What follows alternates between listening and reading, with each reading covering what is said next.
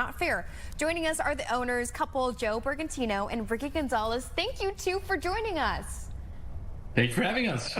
Okay, tell us about the show. If people aren't familiar, how does it work? And then also tell us your reaction to hearing that this was for the ugliest house in America. So the way that it works is you have to apply to a casting call just for some funky, crazy looking houses. Oh, you got real pictures of it, messy. Oh, yeah. And then we go through some interview processes, send them some photos, a video tour through, and they really buried the lead about what the show was called and what it was about. Every time we asked, they okay, but you have a chance at being selected for a full renovation and stuff like that. And so they really just kind of buried it, and we laughed. So, yeah, eventually she goes, so the show, and this is not like an attack on you. We love you and we love your house. The show is called The Ugliest House in America. And I'll tell you what I told you, for 150 grand, you can call me ugly. You can call my husband ugly, especially him. So wait a minute. For free, actually. So you walked into this not knowing that this would be for the ugliest house in America. Right. What do you think of your home? What do you make of your home? And when did you buy it? So we've been here just over 4 years now. So I think the 4-year anniversary was actually the air date of the episode. Of the first episode, yeah. We love the exterior. We actually just repainted all the colors, the same outside. The inside obviously needs some work, and we've been doing that ourselves on our Homos with Hammers Instagram. But we love it. Yeah, it's a work in progress, but hey, a chance of being selected might be fantastic. Yeah. Guys, I love it. Was it called the Candyland House or something like that? Do I remember hearing last week? So yeah, that's what it's been called in the neighborhood for a long time. But also, recently, in the past 6 months, we found out that that's what it's called. The city calls it that in some of their official documentation. It's just very funny. It's not officially registered as anything, but it's very well known as the Candyland House. So have they started the renovations already, or are they done? Oh, you can't say. You can't say. But I think they're done. We've started renovations. We've been renovating for 4 years. Because Homos with Hammers, I love the title. Tell us about what you guys do on the side. Are you just working on this house, or are you working on another house too? No. We are not house flippers. We actually bought a house. We bought this house. And it didn't meet any of our criteria because we didn't want to do a big renovation. Yeah. But by the time we walked through and did it, we kind of fell in love. And so we try to do 1 or 2 big projects a year.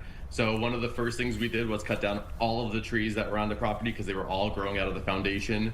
Then shortly thereafter, we did our kitchen. And that was a big labor of love that took almost a full year. So as a fan of the show, I watch Ugliest House in America. They go to all these different houses to go inside, show you why it's so quote unquote ugly, and then they pick the winner. When they came to film at your house, maybe you can't talk about all the filming process and all that. Obviously, if you're selected or not, we got to keep watching.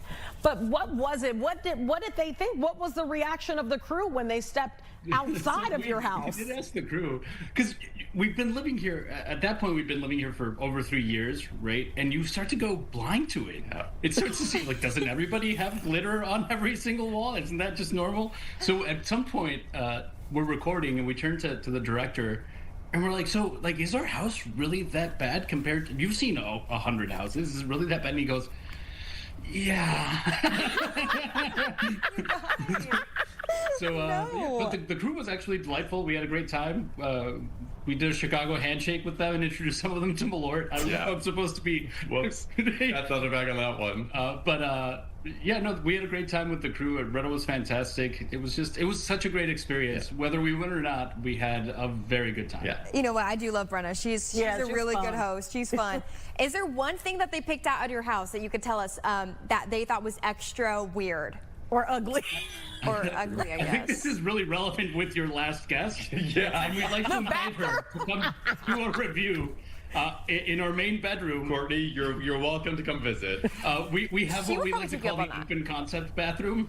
It's very dry, so she doesn't have to worry about the wetness issues. But we do have there's no walls. So the attic is finished and there are no walls, and that includes no walls to the bathroom. So there's kind of just a toilet sitting in the middle of the room. Kind of, yeah. So that is definitely the peak of ugly weirdness in this house. Well, you know what? She wouldn't complain about having no room in the bathroom like she did with that one spot. That's true. So, you know what? She has plenty of room in there. Whole floor. When we were looking to buy it, we asked our realtor, does this count as a bedroom or does it count as a bathroom? Because there's no walls. You know, how do you decide? When you went to look at homes, though, now that because I don't think your house is the ugliest house in America. I think it's interesting. When you went to look at homes, what was it about this house that you're like, okay, this is the one for us? It let us kind of break all of the rules that we set for ourselves in our last house, which was black, beige, white, gray. And so when we came into this old Victorian that was a real painted lady, we said, you know what, there's really no rules. We could throw out the playbook and we could have a lot of fun on this. And we've been putting up wallpaper in our bar that has monkeys throwing cakes and shoes at people. It's stuff that we never thought we would do. We're incorporating, and it's hilarious. Joe, Ricky, I love it. You guys are going to be the new spectacle of Rogers Park. People are going to be driving by your house. Honestly, you guys it in won't the be a Home new Alone spectacle. house. This house has been a spectacle for 40 years. Yeah. Are people In the best driving way, by in the now? best way possible. Have you seen people kind of cruising by, like looking? Yeah. Yesterday we were walking in from the store, and some guy was like, "Hey, isn't this that house from TV?"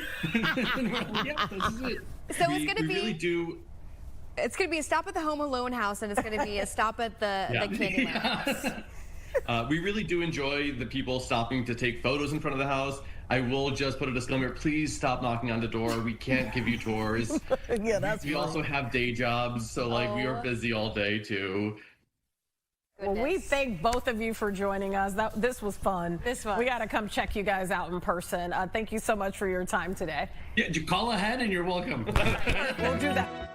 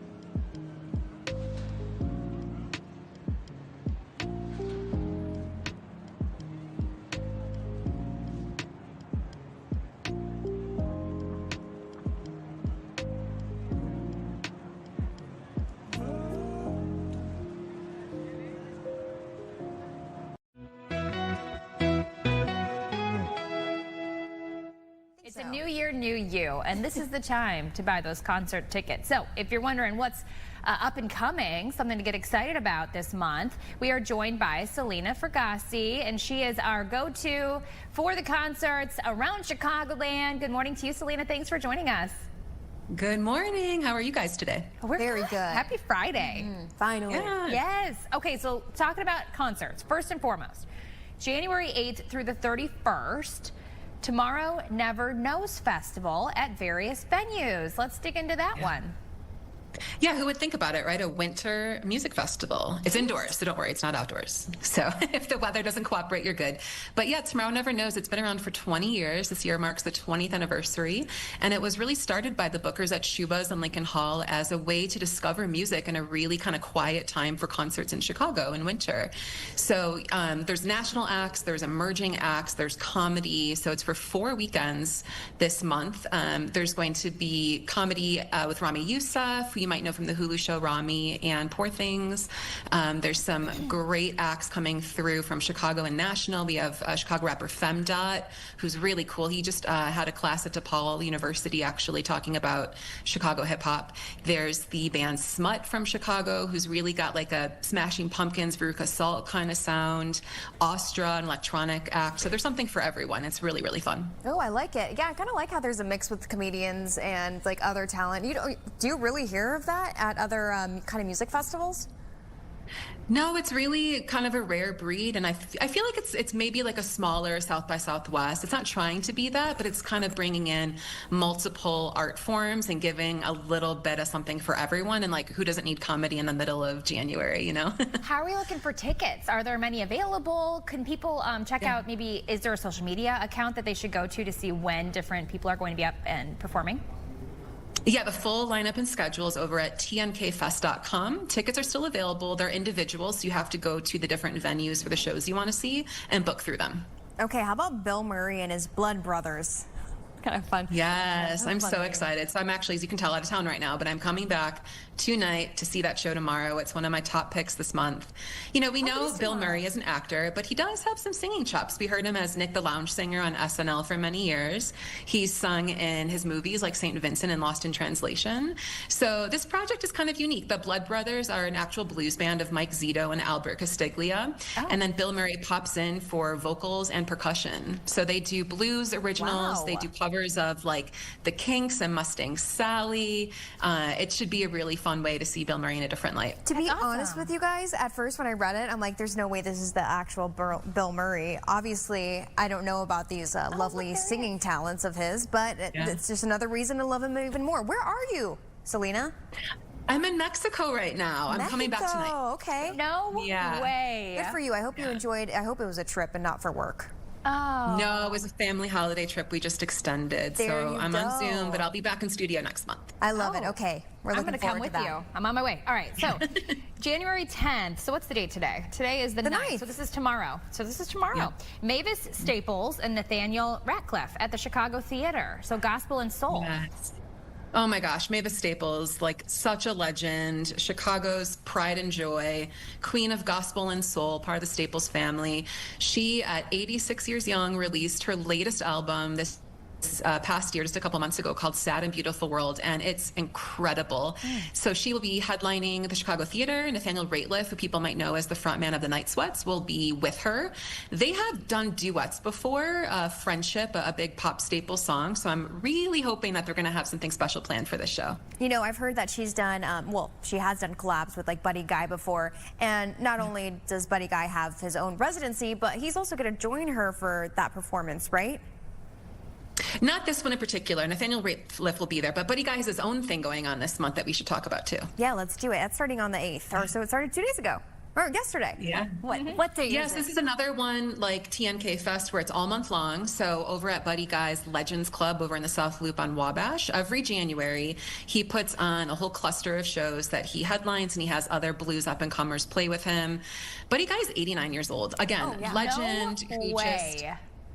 89, who just loves what he does, and it's so incredible to see him live. Tickets are very, very limited because Legends is small, so please go see him. You just never know, how much longer he can keep doing this at his wonderful age. So, and seeing him slay the guitar, it's like nothing else. It's absolutely incredible. He was actually here, Selena, not too long ago and joined us. It was for one of the summer concert series that he was doing with his daughter, and he was sharp. You know, he was on it, and it was. Oh, yeah. You know, it was nice because he got a little like kind of emotional with us, talking about just how much life he's lived and how special it was to be on stage with his daughter, etc. So that should be a really good one. Oh, love that. Moving Yeah, on. and he's had a big year. He was in the movie Sinners. He had an awesome cameo. If you haven't seen it yet, please see it. It's nominated for a bunch of Golden Globes, and I don't know if the Oscars are out yet, but it's a really great film. He's in it. He just got the Living Legend Award from Variety. So, like the title of his latest album, Ain't Done with the Blues, he ain't done yet. No, he is not done. Okay, this next one happening on January 22nd. Kat LeBon? Yes, she's got it. amazing. So a little bit, yeah. No, we've talked a bit about the blues and rock, but Kate's really special. She's very kind of like symphonic pop. She brings in a lot of saxophone, guitars, synth. She's actually a producer who's worked a lot with St. Vincent. They just released a brand new collaboration track the other day called Always the Same, which is beautiful. She's worked with local bands like Wilco and Horse Girl doing production work on their albums, but she's a phenomenal singer-songwriter, and bringing in all those instruments into Thalia Hall, which is a great listening room. I really recommend this show. So I'm reading here that she plays different instruments: saxophones, guitars, percussion, and synths. Can you tell us? Yeah, she has a full band with her, so like that voluminous sound, and in a spot like Thalia Hall, it's just going to sound like the album actually just came out. It's called Michelangelo Dying, and she really, it's about like a breakup, but she really focuses in on the power of love and just what it does to a person in this beautiful symphonic album. So it will be a great night. This is going to sound maybe like a silly question. A synth? Is this an instrument? Yeah, it's like an electronic, like keyboards. You get a lot of those kind of like moody, ambient kind of feel to the album. Fill the room with the sound. Oh yeah. And her name is really great electronics. Yeah. It's Kate? Or Kat? Kate LeBon. Kate LeBon. It is Kate. Okay, that actually sounds really familiar. Kate LeBon. That would make sense. All right, last one we're talking about is the Sons of the Silent Age at Metro, which is a great venue. Oh yeah. So this year weirdly marks 10 years since David Bowie has been gone. It doesn't seem like it's been that long because he was such an icon, and it's just so sad that we don't have him alive anymore. But Sons of the Silent Age is a great next bet. So they are a local cover band. They cover Bowie in a great way. Frontman Chris Connolly and drummer Matt Walker have been a part of the Chicago music history for a very long time in different bands, from Ministry to Smashing Pumpkins. They have a great full band with them, and they're going to perform the best of the Berlin albums. So back in the late 70s, Bowie had moved to Germany with Iggy Pop and released a trilogy of albums. So they're going to pick the best of those and perform them, and go early because Michael Shannon, the actor, and Jason Narducci, who's a great singer-songwriter from Chicago, they're going to do an opening set that they haven't just said what they're doing yet, but it should be really good. That's really cool. I love best of concerts. Those are the best. All right, Selena, personal question for you. Yeah. On an average day, how much music are you listening to? Oh, constantly. I mean, I get up in the morning, I go for my walk or to the gym. I have my earbuds in. I'm going to, at work, I'm working on stuff. It just depends on any given day what I'm listening to. If I'm working on a story with an artist, I might have them in my ears while I'm writing the piece. But yeah, constantly. Okay, so since you have your ear to the buzz of the music going around, especially in Chicago, should people follow you on social media to see what concerts are coming up, or where should they go? Yes, please. I'm at Selena Fergasi on all platforms, and I would love to hear from people. Let me know your show picks too, and hopefully we can feature them. Okay, Selena, is there any genre music that you cannot stand? Mine is heavy metal. I'm sorry, guys. Mine is heavy metal. I cannot do it. She can't say yes. I can't do it. But no, Selena, we're friends now. We've known each other for a while now. Yeah. We're buds. We can talk about this. No, I love most genres, and I grew up in a very eclectic music house. We had like Motown dance party Sundays. My mom loved folk, played guitar music. I grew up a rock kid, but I love it all. Hip hop, even I would say like modern country isn't always my jam, but I love like Patsy Cline, Johnny Cash, older modern country. Okay. Yeah. I mean, not to say I don't like it. There's just, it's not always my We're We're talking going to make that Taylor your answer. Swift, We're gonna tweet Beyonce. it everywhere and stuff. Okay, so the opposite question, what's your favorite? Oh man, I probably rock, because they say that when you're like a teenager, that's kind of the music you grew up with and it sticks with you, and that definitely is true for me. Whenever we listen to Nirvana in the car with my girls, I'm like, this is rock music, girls. This is rock.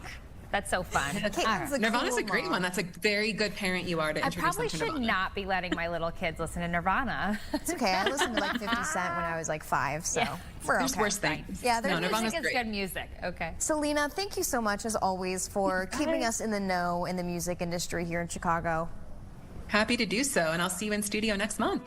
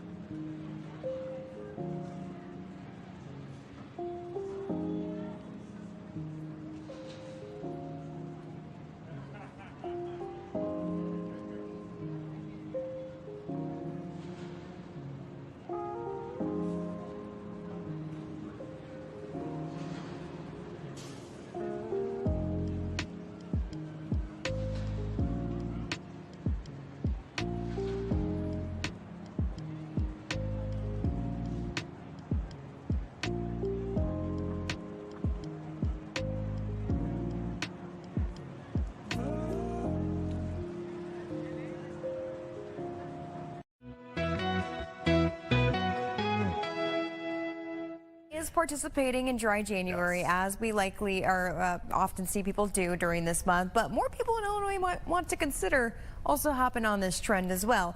And we're learning more about the habits people in Illinois have with alcohol with Dr. Aaron Weiner, addiction psychologist. Thank you so much for joining us.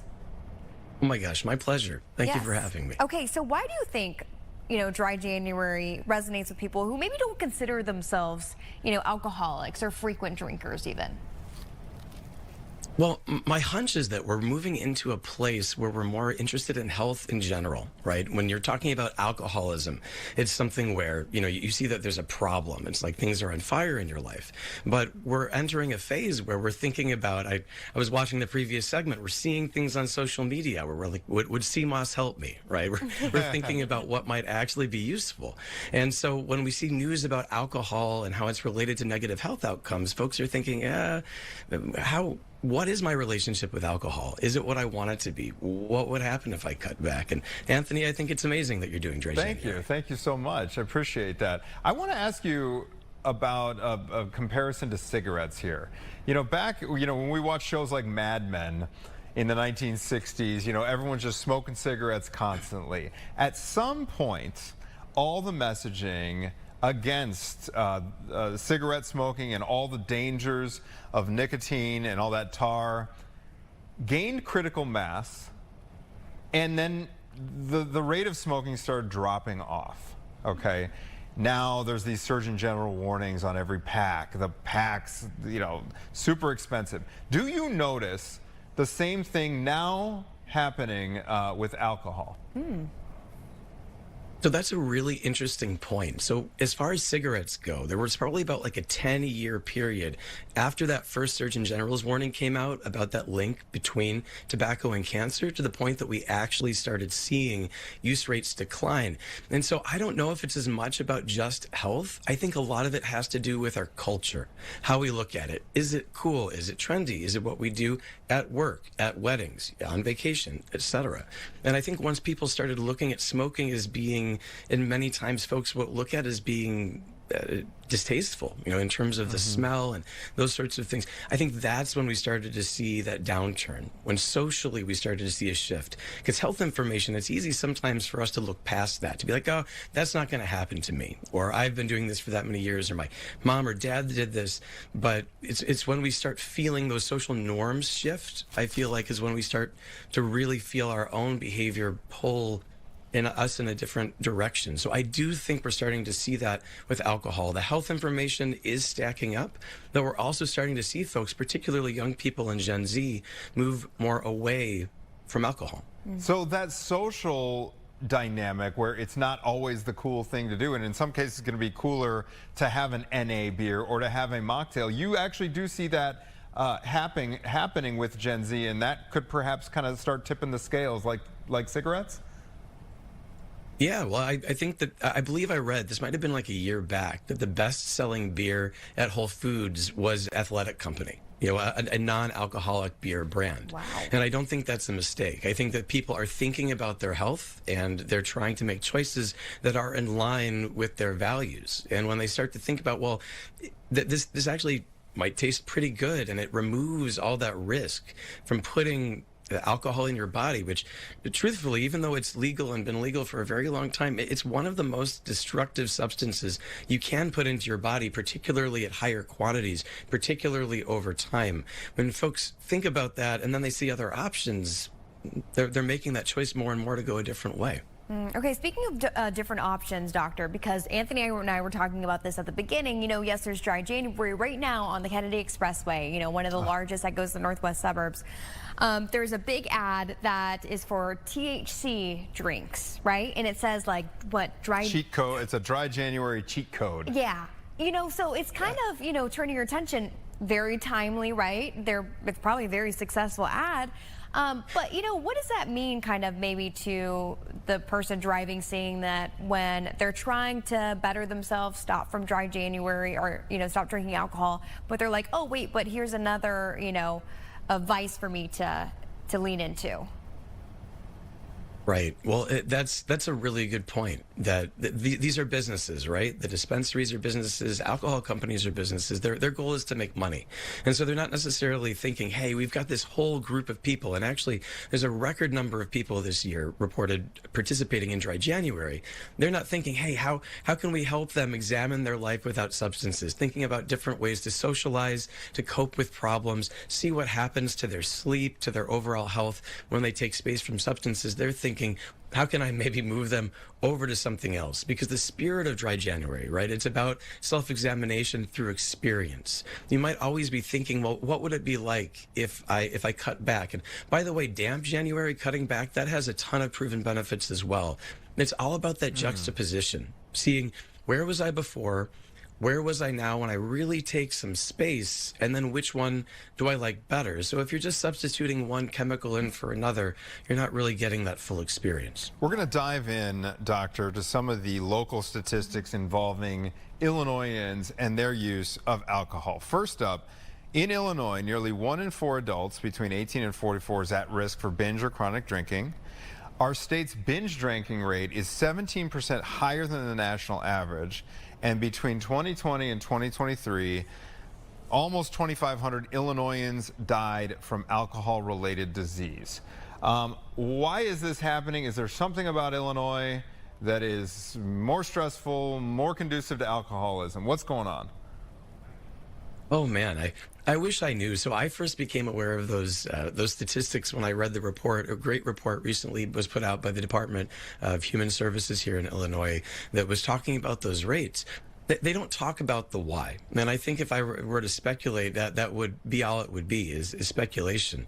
But it is concerning to see that we're above the national average. To me, a big part of what I think perpetuates alcohol-related problems in our country more generally is that we accept what's around us as normal and the way things are. And that can be at a state level, but even more powerful at a community level, at a family level, at a friendship level. And so if everyone around you is drinking in a certain way, if they're always drinking to get drunk, if they're always going out, if every time you have fun there's alcohol involved, that rubs off on you and makes you think, oh, this is just what what people do, which makes it more likely that you're going to do it. So I think it's a invitation to be introspective, perhaps as a state, but also as communities and as individuals. You know, you always hear parents say it, you are who your friends are. That's true. And it holds true. And you're a product of the 5 people that you surround yourself with most. Very There's much a so. lot of Very truth true. there. That being said, though, you know, we see the statistics coming out of Wisconsin, which are even worse, you know, than Illinois.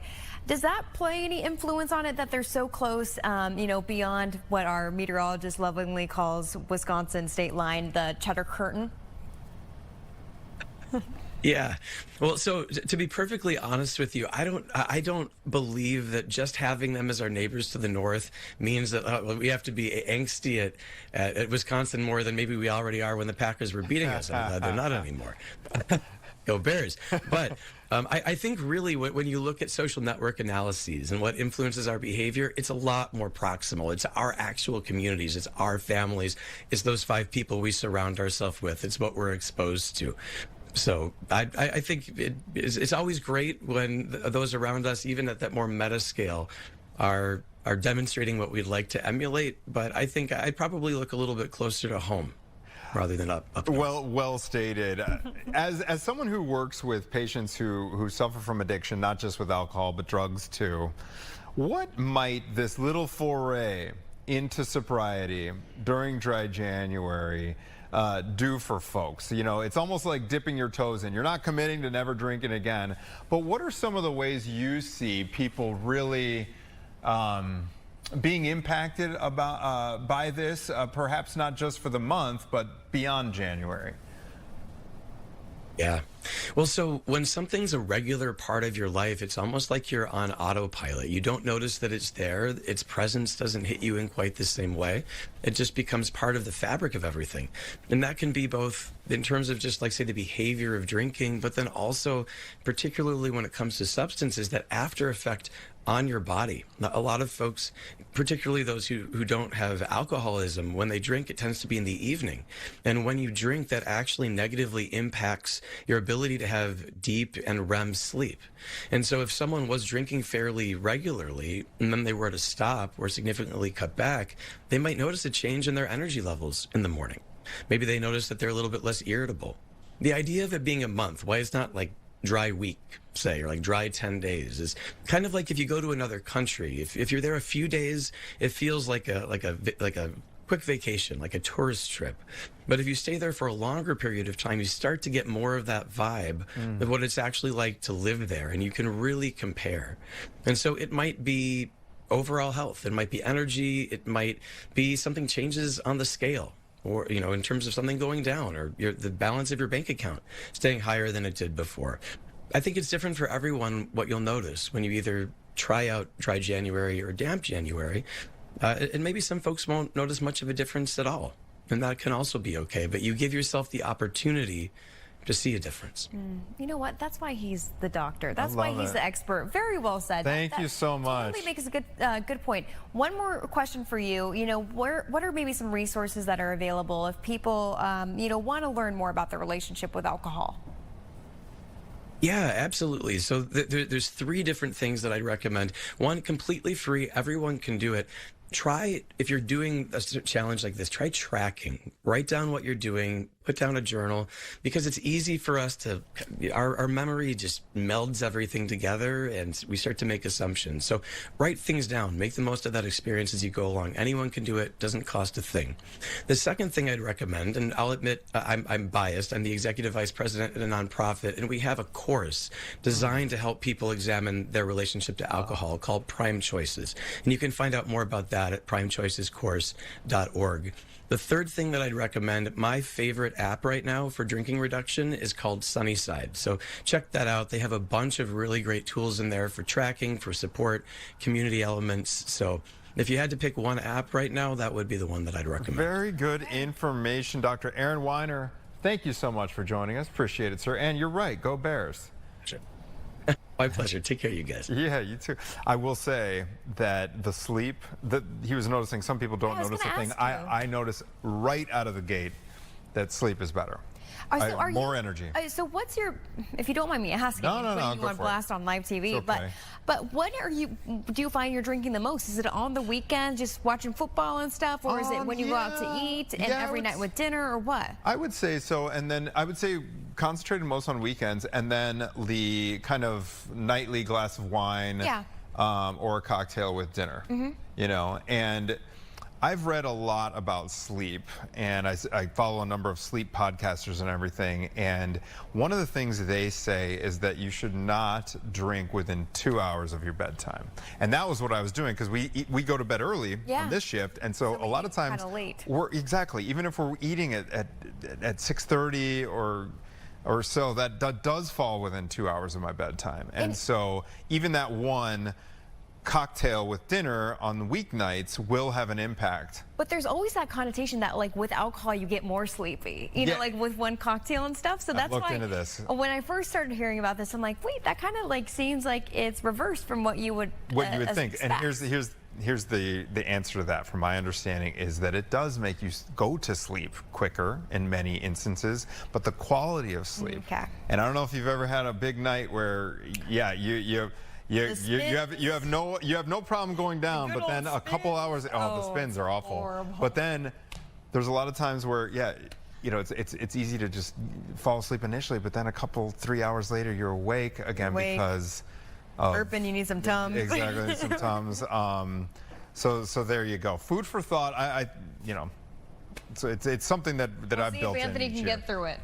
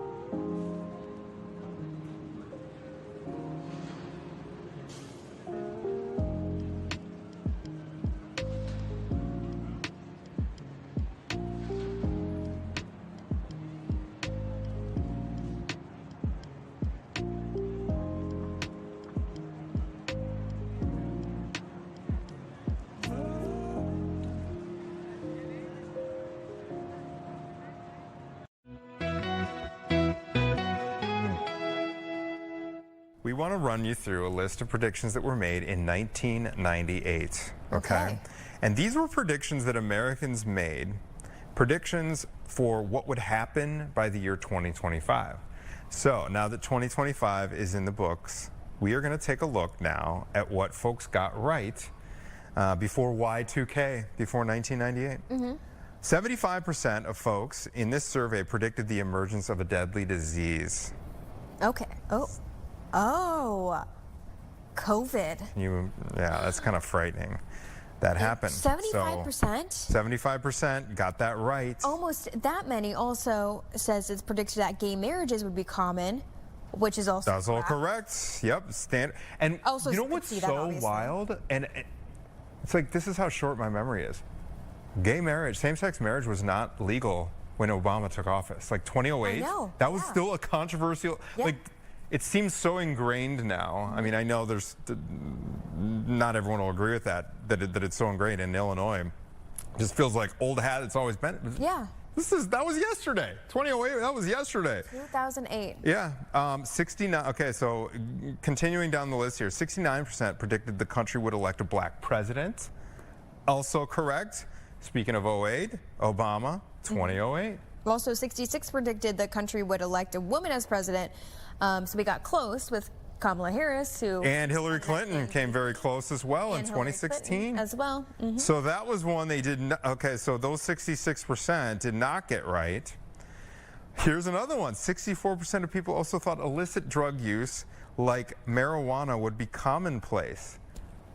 They weren't far off that. They are not. It's not illicit anymore. I would predict that that's going to exceed alcohol sales in the next 5 to 10 years. The way things are going... Again, if legalization happens. I just read last week, and I don't have a source, but that alcohol sales are at an all-time low. Yeah, we're worldwide. going to talk about that with Dr. Victoria Loy. It's unbelievable. Finally, we got to go to break. We're getting the wrap. 52%, so a little over half of folks predicted that most people will do their jobs from home. Which again, 98 knew the that's future. pretty close with the COVID thing. Interesting. Work from home. 28 years ago. We knew. I want to do the list for 2050. Yeah, we should be part of that. 2050. I want to do that. Listen, let's be honest. Whether you watch TLC or not, you know who our next guest is. The Long Island medium, Teresa Caputo. She's been connecting people with their loved ones on the other side for years. She's heading to our area. She's going to be at the Genesee Theater in Waukegan on February 4th. First of all, Ms. Caputo, this is an honor. I want to tell you, in commercial break, Gabby said, I'm nervous about this, and I'm really curious. I do this every day. Not in a bad way. I don't think in a bad way. No, because you are like someone I've just watched for years and years. I can't tell you how many times you've made me cry. Because one, I'm a sentimental person, but two, because it's so magical, the stuff that you bring to people. So thank you for what you do. Well, thank you. And I was saying during the break how obsessed I am with the two of you. Hey, thank you. Then we could just do this back and forth for like 5 minutes. Yeah. But for people, maybe, I said off the top that everyone knows who you are. But let's say there are a couple of people out there who are maybe learning for the first time. Tell people a little bit about what it is that you do. So what I am able to do is be able to connect with people that have died. I know that sounds crazy. I know and believe that we all have the ability to connect with our own loved ones that have passed, because that's a soul bond that can never be broken. I just have the ability to connect with everyone's loved ones. And I always say this is never about believing in what I do as a medium. I don't care if people believe in what I do. I want them to believe in themselves, and more importantly, to believe in an afterlife. You know, Teresa, watching your show for years, seeing like little clips even that you're still posting, it seems like, a lot of it maybe is in a smaller setting, like a small group or something. Maybe a family welcomes you into their home, or you're at a table with someone. What is it like being in a theater with people? Are you still able to, pick folks out, do a reading? Like, how do you even navigate this? Yeah, honestly, I don't know. I just do it. I always say to myself, when I'm behind stage getting ready to go out on stage, say to myself, Teresa, you have some nerve, because you have no plan. Like, there is no set list. There's nothing. The only thing that I know that I'm going to do is come out there and give a speech. And once I start feeling the souls of the departed, I allow the souls to guide me around the space. As you could see in that clip, I am literally in the audience. I have cameras that follow me around, and we have a big screen set up, so no matter where I am in the theater and you are seated, you will be able to see these messages being delivered up close and personal. And I have to say, to be in a space like that, with thousands of people, to feel the healing, to feel the love, to feel the energy, and to watch someone heal right in front of you is something truly incredible. Teresa, I'd imagine when it comes to particularly a larger audience, there are people in that room who absolutely want to be picked and want you to come to talk to them, and there are people who do not want that. There are people that are saying, maybe they were taken there by a significant other, or just saying, it's not something I'm comfortable with. Can you see that on people's faces, and does that play any kind of a factor into whether or not you're going to talk to them? Well, usually it happens after I start talking to the person. They'll be like, hey, I only came because my wife had an extra ticket or she dragged me here. So I can also feel like as I'm channeling, like if someone is blocking me, and I don't mean that in a negative way, like if they just don't know what to do with me or to do with the information or what is actually happening in that moment. But I will say, like, sometimes the people that come to the live show that have no expectations, they have the best experience. You know, that is actually the best way, I think, to go through any show or any experience that you're about to have, is to go with no expectation. Absolutely. Because maybe it's higher than you ever would have thought. Or That's how I do this show every day. There you go, Jake. No preparation, anything. No, Teresa, you know, I remember you maybe telling us before on your show, or I've heard it, but how do you connect with a spirit? Like, are they yelling at you? Are they tapping you? I don't know. Like, how do you even know if someone's trying to talk? I always say to people when they ask me that, I'm like, I wish I could tell you something really cool that happens. It just happens. I just start sensing and feeling things. Sometimes they might make me feel the bond in relationship, like I could feel like a father energy, or they might. One of the main ways that I connect with spirit is through feeling. So they will make me feel what it was like when they left the physical world as their soul was leaving the physical body. So I will physically feel things. That's the main way that I connect with them. So a lot of times I will stop in front of someone and say to someone, who was the father figure that passed from something of the chest, because I'll be having difficulty breathing, or saying who lost the son who passed in a tragedy, because I'll begin to taste blood. And that's my symbol for that someone passed in a tragic way, or of internal injuries or bleeding. You know, I'm so curious. You know, the afterlife is a concept that is for a lot of different religions. It's a commonality in a lot of different religions around the world. And when you have a large group of people together, you could have many different religions all in the same room. Does religion at all play any kind of a part in sort of the conversations that are had, because different people do believe different things when it comes to the afterlife? Sure, but at the end of the day, we believe in an afterlife, right? So I tell people this in my speech. I am a practicing Catholic, even though they don't agree with what I do. They take my money every week, but that's a different story. And I share that with people because people wonder if I do have a faith, and I always say faith is a personal thing. But at the end of the day, we all believe, or at least want to believe, in an afterlife, right? Or believe that there is something more than here in the physical world. And a lot of people come to that show and they lost their faith. They might not believe in God. They might not believe in an afterlife because of how they lost a loved one.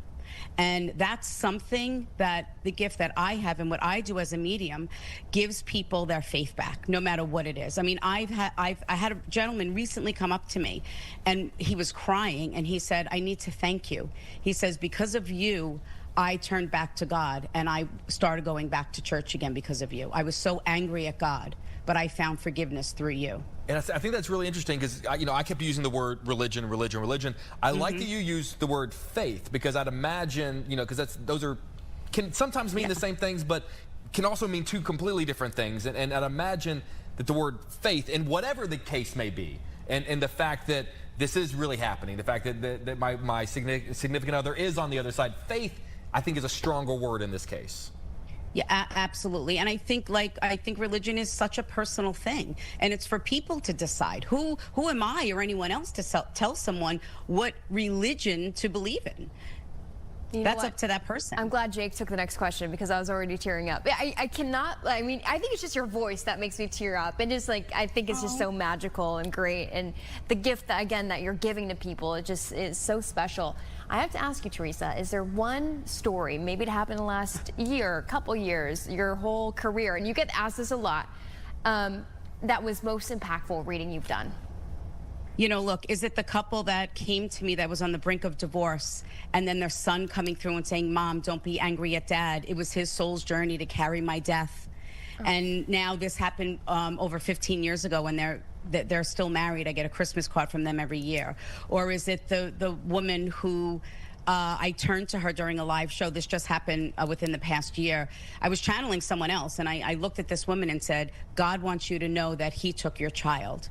And the woman looked at me and was crying, and she said, I've been carrying this burden for 30 years. She was molested by a family member and became pregnant, and her family was forcing her to have the child. And she prayed to God to take her child, and she woke up the next morning and miscarried. And she said, I carried this burden for 30 years that I killed my child. She said, so thank you for telling me that. And that was something that I said that I was like, that's crazy. Why am I saying this to this woman? Like, but it's not up to me what Spirit has me say. It's up to the souls. You know, Teresa, obviously when you do these shows, when you go to these shows, there is this expectation that you are going to have these conversations with these people. I also am a big believer of right place, right time. You know, there are, you know, rules in terms of how you treat people, whether they're a celebrity or not, out and about in public. And I'd imagine you're walking around on the sidewalk, you're going to a restaurant, you get people coming up going, hey, do me, come on, come on, do me. What would you say to someone, maybe who doesn't necessarily even see you at your show, but if they see you out and about, I'd imagine it's not quite as, hey, do me, come on, you can do it. There has to be rules and regulations. Well, I just have to say I'm very fortunate because mostly when people see me, they're just saying hi. They're like, hey, Teresa, yelling across the airport or across, you know, the store. And 95% of the time, believe it or not, they're just thanking me for the work that I do and saying, whether they attended my show or watched or listened to my podcast, they'll say, I want to thank you because what you do has changed and given me my life back. And I consider it such an honor and a privilege to channel the souls of the departed, and the fact that people trust me with the souls of their departed loved ones mean the absolute world to me. Wow, Teresa, well, it's so true, everything that they tell you. You know, I believe the same. Thank you for coming on. One more time for people at home, when your show is, are there still tickets available, and would you encourage them? Well, obviously you would encourage them to come and participate. Of course, yeah, because listen, I always say this, whether maybe you didn't physically lose someone, let's face it, especially in the past 5 years, we've lost something. And Spirit gives us our faith back. Faith in ourselves, the faith in knowing that we have a right to live life with happiness and joy, and to really know that things happen for a reason, even though that's the worst thing that could possibly happen to us, right? God has a plan, and it's always something positive and beautiful. So you just got to come down and check out the show. Love that. I guarantee you'll leave feeling positive. Love that. I agree. Genesee Theater in Waukegan, February 4th. Tickets are available on your website. We love you. We're obsessed with you. Thank you for taking the time. We appreciate you. I'm obsessed with you, and I do have a very complicated Starbucks drink, by the way. Thank you, Teresa. And you know what? We're one of the same. We're pride. one of the same. Drink it with pride. Thank you, But Teresa. I love that you gave her permission to order it. I love that you. Thank and it's you. the same thing what I do. Let people do. Let people do them. If only my husband would feel the same yeah, way. trust me. She don't need my permission. She runs this. Thank you. We appreciate I you. love you guys. Thank you you so later. much. Have you back. Enjoy Take Chicago care. when you're here. All right, thanks. That's awesome. That was cool. You okay? That was cool. Need a breath? Well, you know what? That's what I mean. Like any little sentimental thing, but also especially her. Like. I think I'm not alone with that. It doesn't even matter if you're an emotional person or not. When you watch some of her clips, it's so beautiful.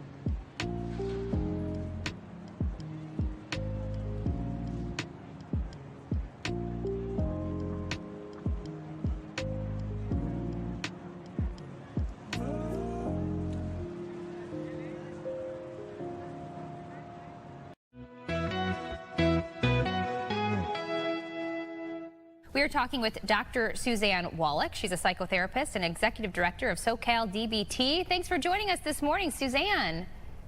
Good morning. Thank you for having me. Okay, so let's dive into this analog bag. Can you describe what this is?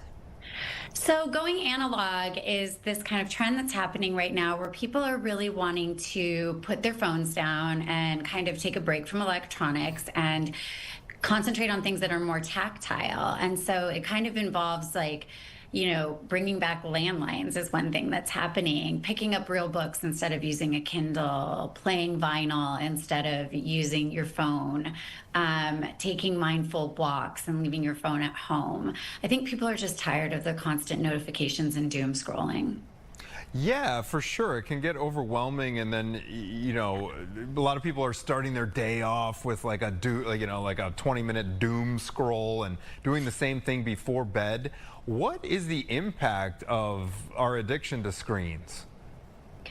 Well, I mean, I think there's a lot of different impacts, but I think the one that I see the most with my patients is that it really, really affects the nervous system, and it really impacts the levels of anxiety that people have, especially with everything that's going on in the world right now, no matter what position you're coming at it from. There's a lot happening right now, and people are anxious. And I think when we fall into these rabbit holes online, our anxiety goes up, our nervous system reacts to that, our central nervous system. And what we're trying to do when we put down electronics is activate the parasympathetic nervous system so that we can calm down a little bit. And so putting down these things and engaging in activities in sort of a mindful way and doing one thing at a time is just like one small way that we can do that. Anthony and I were talking about how when we're home with our kids, we get that little dopamine hit from our phones.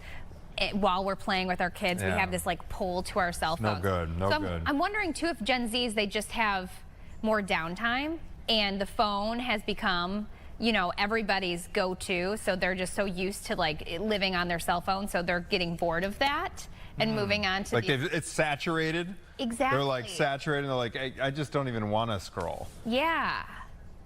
Yeah, I think that's part of it, because the other thing I've noticed with Gen Z is they're not really using apps to date anymore. They're going back, which I think is a great thing, to kind of how dating used to be, where you like meet people in a really natural, kind of biological way instead of meeting people online by swiping. They've kind of stopped using the apps too. And I do think they do have more time, because most of them, right, don't have kids. Like I also have a kid and I have a business, and so I have to be on my phone a little bit more. And I have to be mindful when I'm with her to put my phone down like you're talking about. So I do think they have a little bit more time to create that. But I also think it's really interesting to see them be so mindful about it at such a young age, because I don't think that we were. No, mindfulness was not a concept that I remember hearing about until way into adulthood. Do you think at all that this is genuinely about mental health? Because, you know, my skeptical self is always like, okay, are they just trying to do the next cool trend? Like, it's cool now to have paper books, but I really just want my phone. It's cool now to listen to vinyl or CDs, but I really just want Spotify. Is this kind of a trendy thing, or is this legitimately about mental health? I do think it's legitimately about mental health, because I will tell you, like my clients that do it, and I've started doing it, but especially with my patients, what I notice is that like stress levels and like research is starting to show, because they are doing research on the effects of like cell phones and being on screens all the time, our cortisol levels rise. And so when we put screens down, we sleep better.